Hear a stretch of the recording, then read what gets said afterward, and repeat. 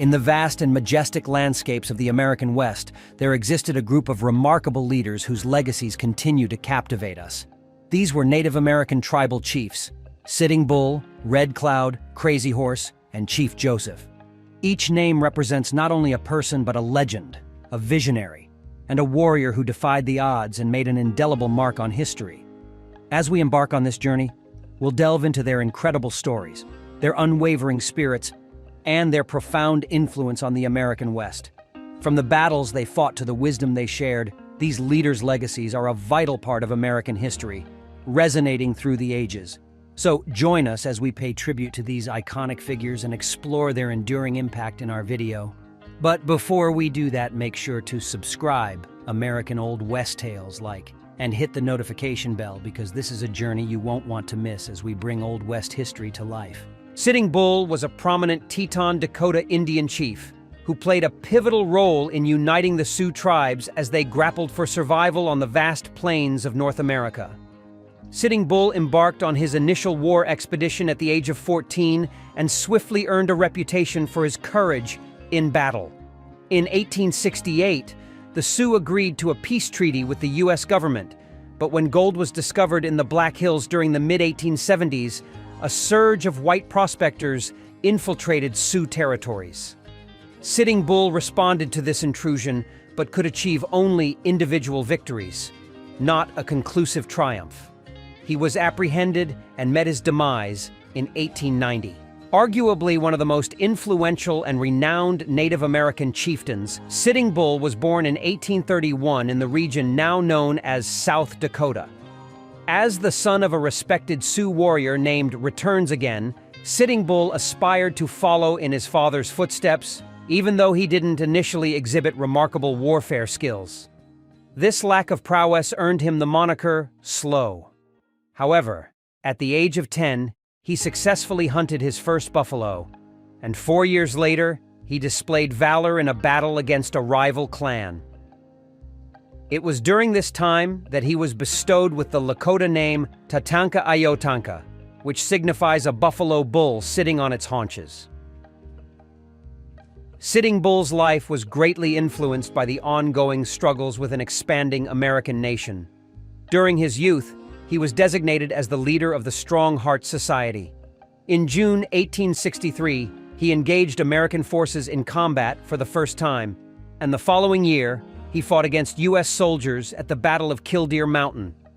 In 1865, he spearheaded an assault on the newly constructed Fort Rice, situated in what is now known as North Dakota. His prowess as a warrior and the recognition he had garnered as a leader within his community ultimately led to his appointment as the chief of the Lakota Nation in 1868. Tensions with American troops intensified during the mid-1870s, triggered by the discovery of gold in the Black Hills. These hills held sacred significance for Native Americans, and the U.S. government had acknowledged them as indigenous territory following the 1868 Fort Laramie Treaty. As hordes of white prospectors flocked into Sioux territory, the U.S. government disregarded the treaty, opting for military action against any Native American tribes that opposed the takeover. Sitting Bull, refusing to accept these altered conditions, set the stage for a clash. Sitting Bull's defense of his homeland was deeply rooted in the cultural history of his people and in the vision he believed awaited his community. During a Sundance ceremony held on the Little Bighorn River, which had become home to a sizable Native American settlement, Sitting Bull partook in a 36-hour dance, inflicted self-inflicted wounds on his arms as a symbol of sacrifice, and abstained from drinking water. After the conclusion of this spiritual ritual, he revealed that he had received a vision in which the American army met defeat. In June 1876, a mere few days following this event, the chief led a victorious encounter against American forces in the Battle of the Rosebud. A week later, he engaged in yet another conflict, this time against General George Armstrong Custer in the now famous Battle at Little Bighorn, known as the Battle of the Greasy Grass by the Lakota. In this battle, Sitting Bull directed thousands of Sioux and Cheyenne warriors against Custer's outnumbered unit, achieving the annihilation of the American general and his 200-plus men. The U.S. government viewed this defeat as a severe humiliation and intensified its efforts to wrest control of the territory from Native American tribes. To evade the ensuing retaliation, Sitting Bull led his people into Canada, where they resided for 4 years. In 1881, Sitting Bull came back to Dakota Territory, where he was held in captivity until 1883. In 1885, after forming a friendship with Annie Oakley, he became part of Buffalo Bill Cody's Wild West show. The compensation was quite lucrative, $50 a week for a single ride around the arena. However, Sitting Bull quickly wearied of the performances and the itinerant lifestyle. He was deeply affected by the poverty he witnessed in the cities. Coupled with the animosity directed at him by some of the show's spectators, Sitting Bull made the decision to return to his people. He famously stated, "I would rather die an Indian than live as a white man." Back in his homeland, residing in a cabin on the Grand River not far from his birthplace, Sitting Bull led his life without compromise. He declined to adopt Christianity and continued to uphold his people's traditional way of life. In 1889, Native Americans began embracing the ghost dance, a ceremonial practice aimed at purging the land of white settlers and restoring the Native American way of life. Sitting Bull soon became a part of this movement. Concerned about the influential chief's role in the movement, authorities instructed a group of Lakota police officers to apprehend Sitting Bull. On December 15, 1890, they entered his residence. After forcibly removing Sitting Bull from his cabin, a gunfight erupted, and he sustained a fatal gunshot wound to the head. He was laid to rest at Fort Yates in North Dakota. In 1953, his remains were transferred to Mobridge, South Dakota, where they remain today. Red Cloud, a prominent chief of the Oglala Lakota tribe, is most renowned for his successful confrontations with the U.S. government. He played a pivotal role in the 19th century struggle between Native Americans and the U.S. government over land. Notably, Red Cloud effectively opposed the development of the Bozeman Trail in Montana Territory and led the resistance against the construction of a road through Wyoming and Montana, a period referred to as Red Cloud's War. Born in 1822 in what is now north-central Nebraska, Red Cloud, known as Mapia Luta in the Lakota language, was a significant Native American leader who fought to protect his people's homeland. He was named after an extraordinary meteorological event. His mother, Walks As She Thinks, was an Oglala Sioux, and his father, Lone Man, belonged to the Brule Sioux. Sadly, Red Cloud lost his father when he was approximately 5 years old. Following his father's passing, Red Cloud was raised by his maternal uncle, Smoke, a leader among the Oglala Sioux. From a young age, he aspired to distinguish himself as a warrior and exhibited remarkable bravery during the Oglala's conflicts with other tribes, including the Pawnees. Red Cloud played a vital role in organizing resistance to white expansion into his people's territory. He adamantly refused to sign numerous treaties with the U.S. government and even walked out of negotiations conducted at Fort Laramie in Wyoming in 1866. Fort Laramie was situated on the Bozeman Trail, created by John Bozeman as a shortcut to the Oregon Trail and the gold-rich lands in present-day Montana. During the 1866 meeting, the U.S. government was erecting new forts along the trail to the north of Fort Laramie. This expansion deeply angered Red Cloud, who successfully united several distinct Native American groups to expel soldiers from Fort Phil Kearny. When the U.S. government dispatched reinforcements, Red Cloud and his warriors demonstrated their formidable strength. On December 21, 1866, Captain William Judd Fetterman led a party of 80 soldiers in an attempt to resolve their Native American issue, but they were rapidly overwhelmed by over 1,000 warriors who rose against them. This event became infamous as the Fetterman Massacre. By the spring of 1868, Red Cloud had persistently challenged anyone who ventured into his territory, eventually compelling the U.S. government to rethink its strategy. General Ulysses S. Grant decided to abandon the forts in the northern part of the Bozeman Trail. Although he signed a treaty later that year, Red Cloud resisted government efforts to relocate him and his people from their ancestral lands. In 1870, Red Cloud journeyed to Washington, D.C. to advocate for Native American rights. He participated in a special reception at the White House and later ventured to New York. The formidable leader captivated audiences with his powerful oratory and diplomatic acumen, but was ultimately powerless in the face of the insatiable quest for gold. Once this precious metal was discovered in the Black Hills, the Sioux were gradually dispossessed of their sacred lands. While other Native American leaders such as Sitting Bull and Crazy Horse actively resisted the encroaching settlers, Red Cloud appeared to abstain from direct conflict. He relocated with his people to the Pine Ridge Reservation in South Dakota during the late 1870s. In the early 1880s, Red Cloud stepped down from his leadership role. Nonetheless, he continued his efforts to enhance the well-being of his people. In 1897, he embarked on a journey to Washington, D.C., to champion improved living conditions on the reservation. Red Cloud passed away on December 10, 1909, at the age of 88, while residing on the Pine Ridge Reservation. Crazy Horse was a chief of the Oglala Sioux tribe who vehemently opposed the forced relocation of his people to Indian reservations and played a significant role in the Battle of Little Big Horn. Crazy Horse, a formidable Oglala Sioux chief, fiercely resisted the displacement of his people to a reservation situated in the Black Hills. In 1876, he allied with Cheyenne forces to launch a surprise attack against General George Crook, and subsequently joined forces with Chief Sitting Bull for the Battle of the Little Bighorn. In 1877, Crazy Horse surrendered and met his demise during a confrontation with soldiers. Unyielding and fearless, Crazy Horse was a Lakota leader deeply committed to safeguarding his people's traditional way of life. He was born with the Native American name Tashunka Witko around 1840, in the vicinity of present-day Rapid Springs, South Dakota. The origins of his name, Crazy Horse, are the subject of debate. According to one account, his father, also named Crazy Horse, bestowed the name upon him after the young warrior had demonstrated his exceptional skills. Even as a young boy, Crazy Horse stood out. With his fair complexion and brown curly hair, he had a distinctive appearance, setting him apart from his peers. These physical differences may have contributed to his solitary and somewhat distant personality, even within his own community. Crazy Horse was born during a remarkable era for the Lakota people. As a branch of the Sioux, the Lakota constituted the largest faction of the tribe.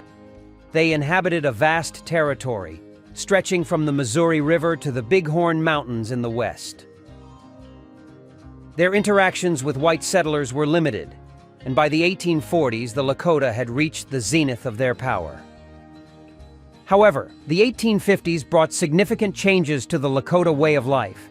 As white settlers ventured westward in pursuit of gold and new opportunities on the frontier, competition for resources heightened the tension between these newcomers and the Lakota. The establishment of military forts in the Great Plains further intensified the influx of white settlers and introduced diseases that ravaged the native Indian populations. The breaking point occurred in August 1854, resulting in what is now known as the Grattan Massacre. It began when a group of white men, led by Lieutenant John Grattan, entered a Sioux camp to apprehend the individuals responsible for killing a settler's cow. When Chief Conquering Bear refused to comply with their demands, violence erupted.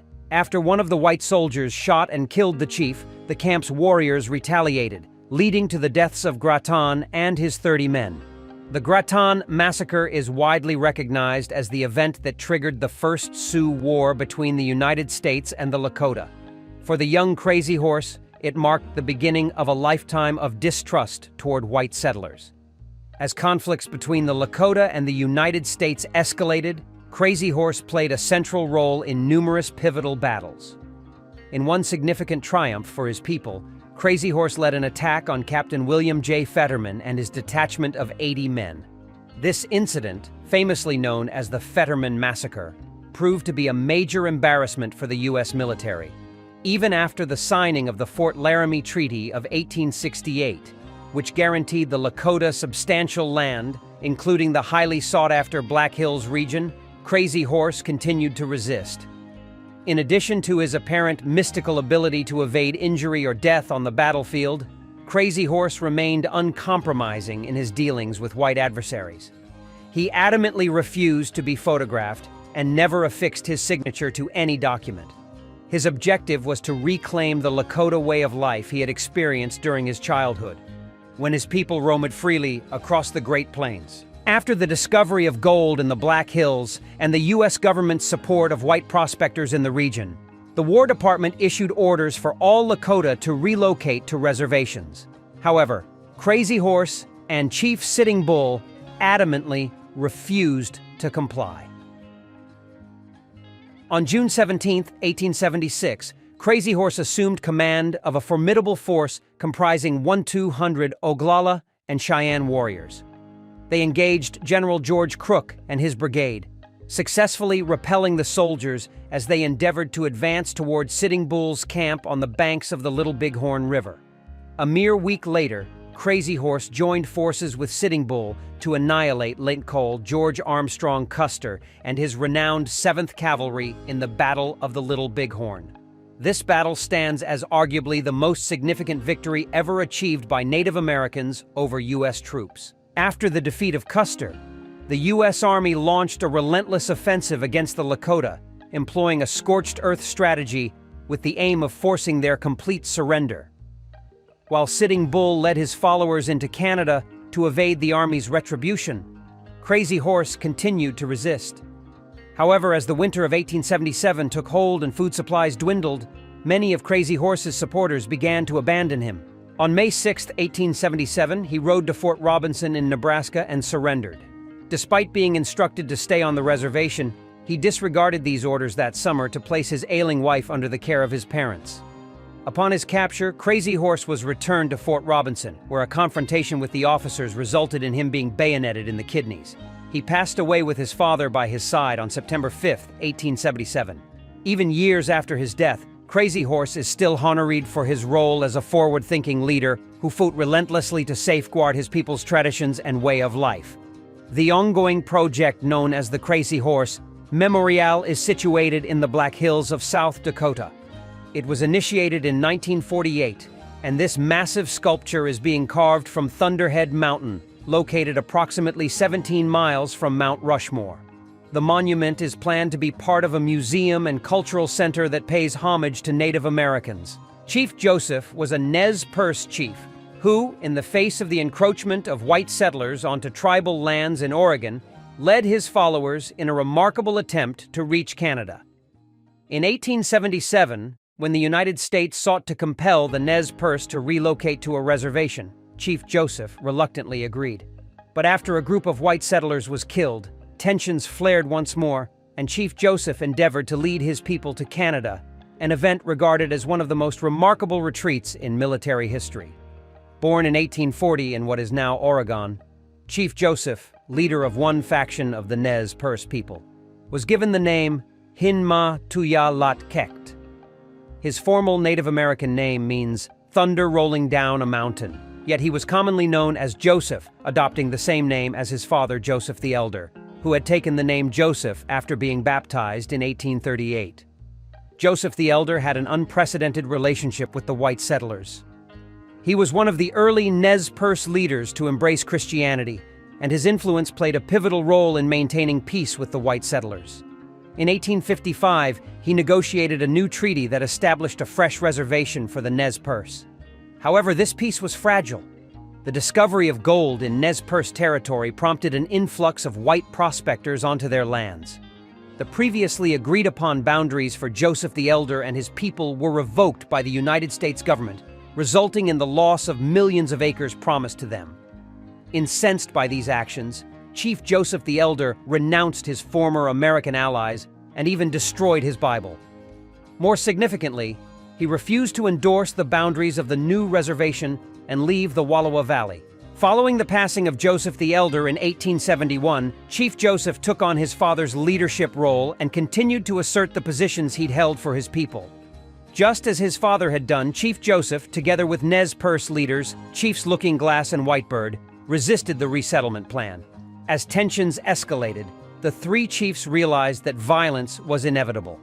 In 1877, apprehending the dire consequences of war for their people, they reluctantly agreed to the new reservation boundaries. Shortly before the forced relocation, warriors from Whitebird's group launched an attack, resulting in the deaths of several white settlers. Chief Joseph recognized that severe retaliation was imminent and, in an effort to avoid defeat and likely his own death, he led his people on a journey that is now widely recognized as one of the most remarkable retreats in military history. Over 4 grueling months, Chief Joseph and his 700 followers, which included only 200 actual warriors, embarked on a 400-mile march toward Canada. During the journey, they achieved several impressive victories against a U.S. force comprising over 2,000 soldiers. However, the extended retreat took its toll on the group. By the autumn of 1877, Chief Joseph and his people were exhausted. They had come within 40 miles of the Canadian border, reaching the Bear Paw Mountains in Montana, but were too weakened and starved to continue the fight.